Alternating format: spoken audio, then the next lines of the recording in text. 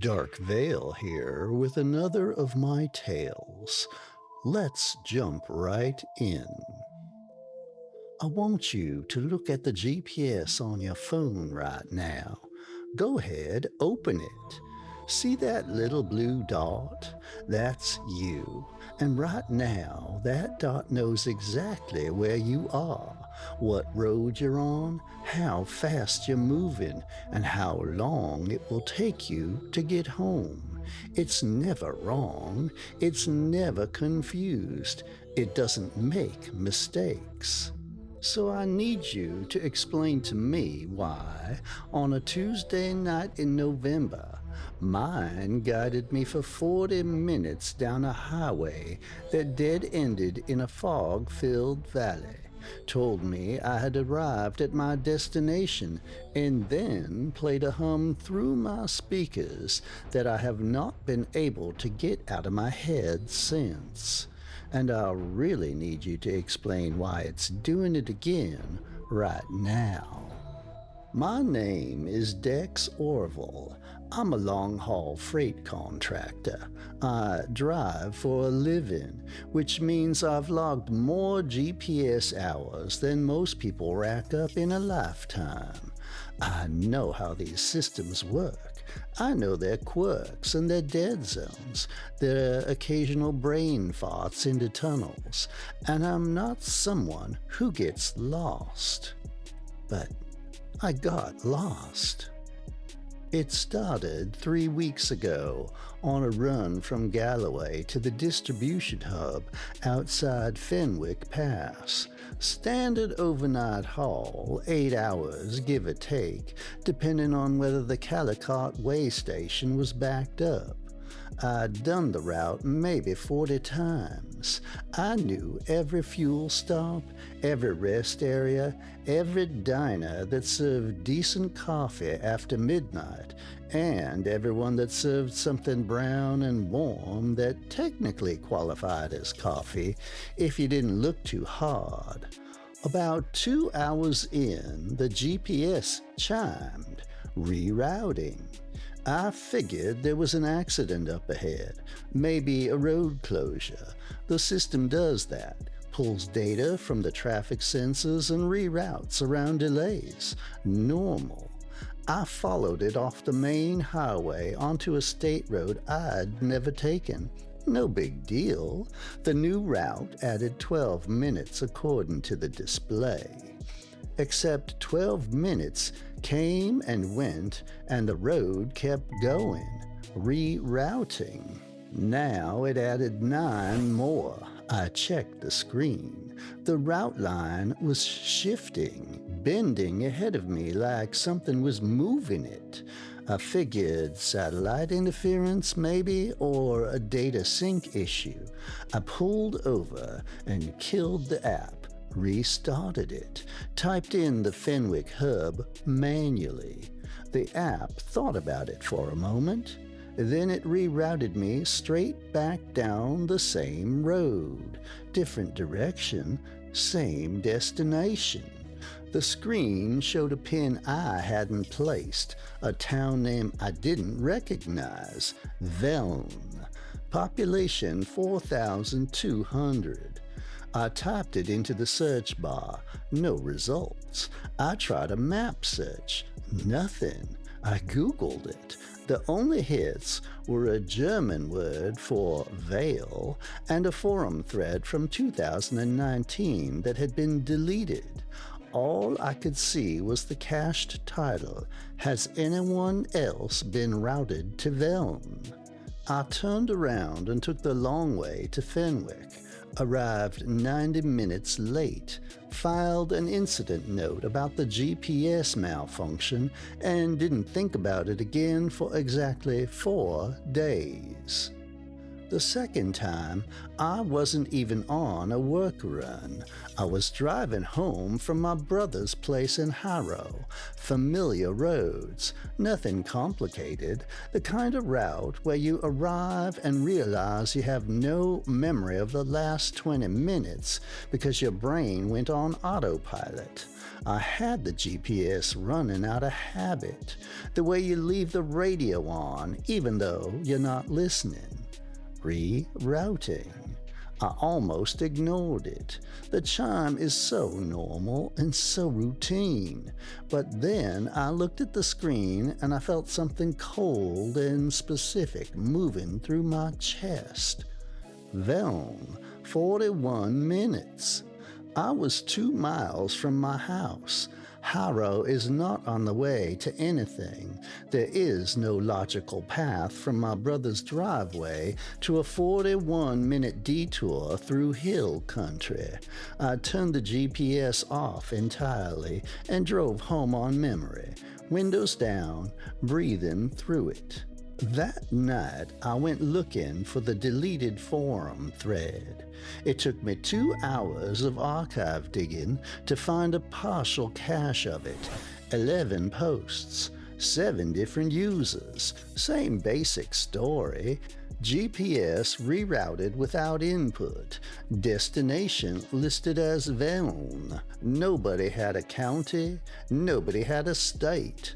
2 of the users had followed the route. One of them wrote, "I could hear it before I could see it." Not music, more like a building exhaling. The other one wrote, "I got close enough to see lights.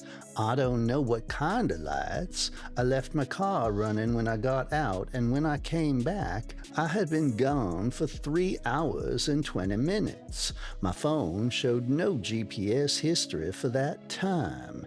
It was like the satellite couldn't see me." Then it said, "I'm back. I have to understand what I heard." That was the last post, June 14th, 2021. No further activity on the account. I should have stopped there. That's where a reasonable person stops. I am, by most measures, a reasonable person. I kept reading. 10 days later, on a clear Thursday afternoon, with a full tank of gas and a voice recorder running in my shirt pocket, I let it reroute me. I want to be precise about that. I made a choice. I pulled onto the highway, I opened the GPS, and when Veln appeared in the destination field without me typing anything, I pressed go. I told myself it was curiosity. I told myself I was going to document it, figure out the glitch, write up a proper report, and send it to the app developers. That was not why I went. I know that now.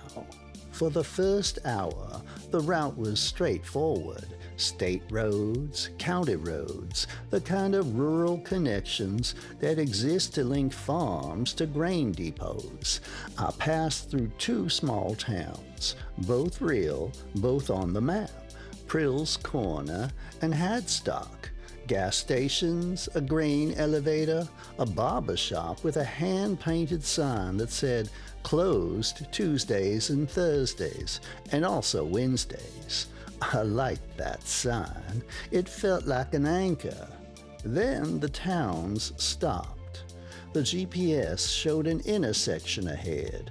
A popular one, according to the display, with a named cross street and a small icon indicating a fuel station.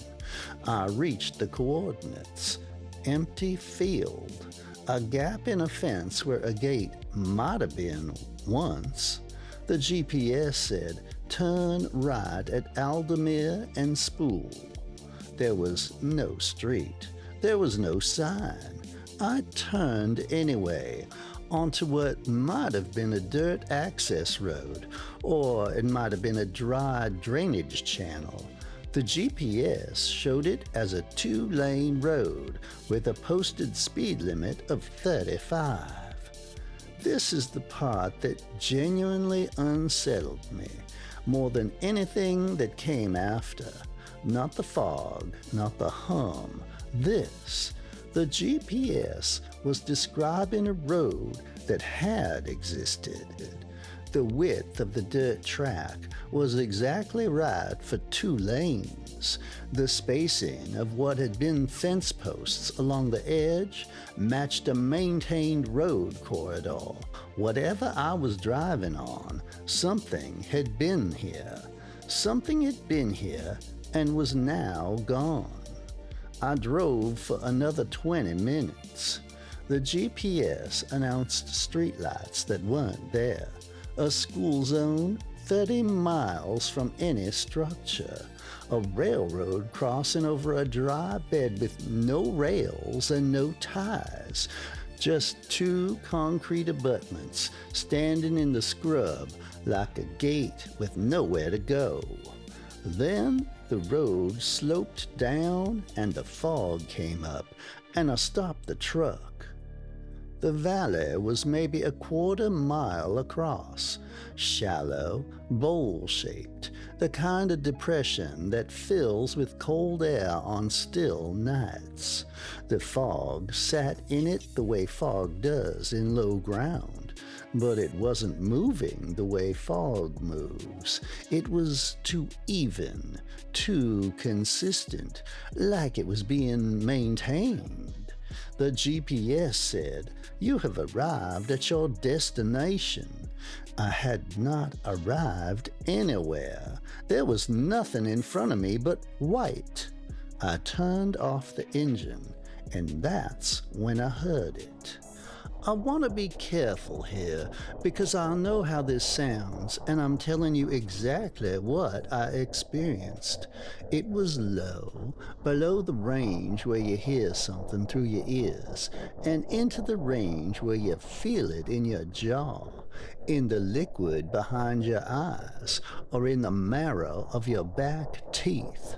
A rhythmic pulse, like machinery, but not mechanical in the way engines are mechanical. It had a quality that machines don't have. It had patience. It was not urgent. It was not distressed.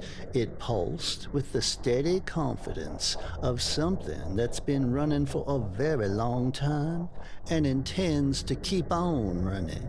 A heartbeat, but for something that had never been alive in the way that word usually means. I got out of the truck. My ears popped as my boots hit the ground.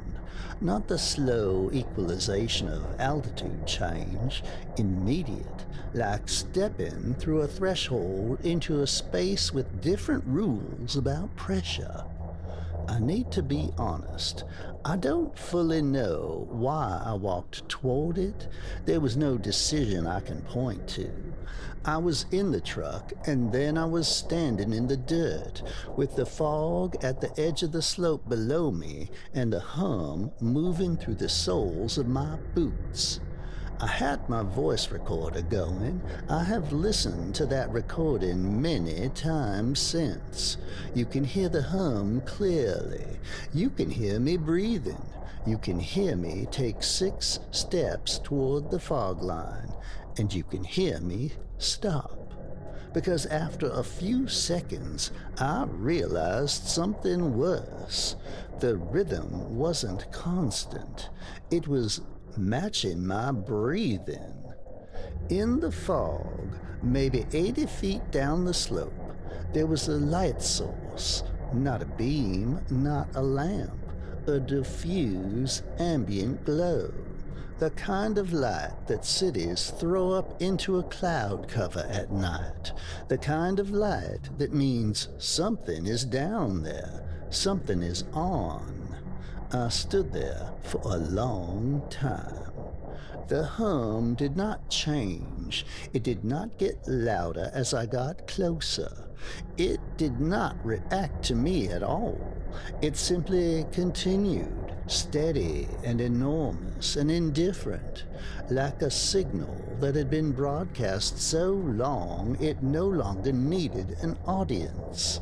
Then, from somewhere inside the white, I heard a door close. Not a car door, a building door. The soft, pressurized click of a door with a good seal, the kind you hear in offices and hospitals, the sound of an interior space. I ran back to the truck. I don't say that with any shame. A door closing where no building exists, inside fog that sits wrong in a valley with roads but no road on them, is an excellent reason to run. I started the engine, reversed up the dirt track, and didn't stop driving until I hit a gas station in Hadstock and sat in the parking lot for 40 minutes, drinking the worst coffee of my adult life and being very grateful that the worst coffee of my adult life existed. I spent the following week doing the kind of research that is either due diligence or obsession, depending on how it turns out. Historical land registry for the county that should contain that valley. Clean, no incorporated township. No platted development. No road easements recorded after 1962. But before 1962, there is a gap. Records from 1944 to 1961 are listed as transferred to Federal Administrative Archive. The clerk I spoke to had no idea what that meant. She'd worked there for 19 years and had never needed to look it up. Aerial Photography Archives, I found USGS survey images of that valley from 1958. The valley was empty, standard scrubland, no structures. I found images from 1947. The valley was not empty. The resolution is poor. It's a black and white aerial taken from a survey plane, not a satellite. But there are structures, a grid of them, the kind of regular spacing that means planned construction, roads, what might be a water tower, and at the center of the grid, something large and circular that casts a shadow in a direction that does not match the sun angle for any time of day in that season. Every road in that grid leads toward it, not through it, toward it. Whatever that structure was, the town wasn't built around it. The town was built for it. I cross-referenced the forum thread users. 2 of them I could trace. One had closed all social accounts in 2021. The other, a woman who had posted under the handle Veln_return, had a public profile that showed her last active 3 years ago at a logistics company in the Midwest. Her photo was a woman in her 40s, normal and unremarkable, except that in the background, out of focus, there was a road, and above the road, barely visible, a green highway sign. I zoomed in as far as the image would allow. Veln, 12 miles. She was already on her way back. I'm recording this as a video post. I want a record that exists outside my phone, outside any device that has ever run that GPS app, which I have since deleted and reinstalled twice because it keeps reappearing in my app library. It's 11:40 p.m. I'm sitting in my truck in the driveway of my house in Harrow. I'm going to show you my screen. You can see the GPS is open. I did not open it. I came outside to check my tire pressure, and when I unlocked my phone, the app was running, active, live. And here is the destination field, Veln, 41 minutes. Now, here's the thing I need you to understand. I am parked in my own driveway. I have not moved. Last time I saw that number, I was 2 miles from this same house, 2 miles from home, or sitting in my own driveway.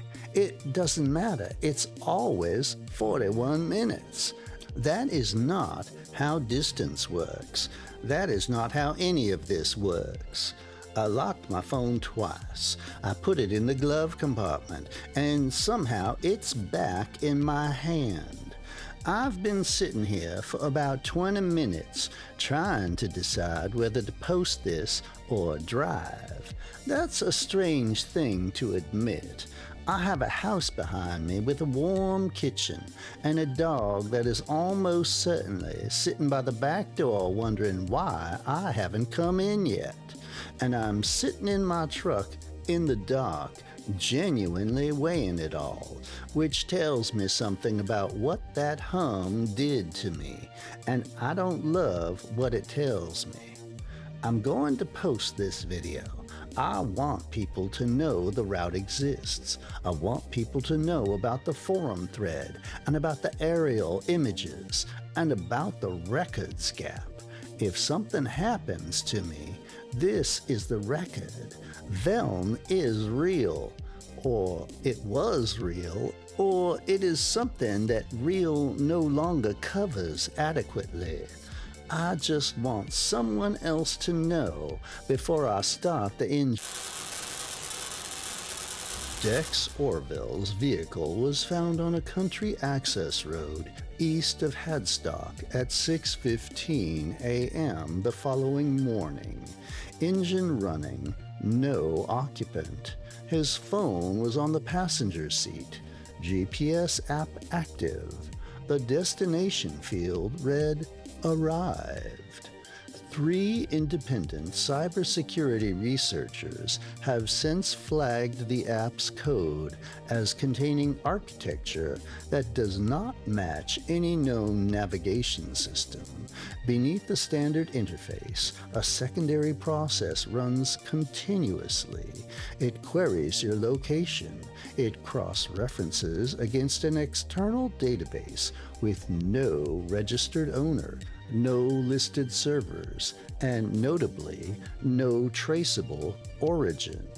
And under certain conditions, the researchers have not been able to fully isolate. It initiates a reroute on its own. GPS logs recovered from the affected users revealed something else. The route to Veln does not begin when the reroute occurs.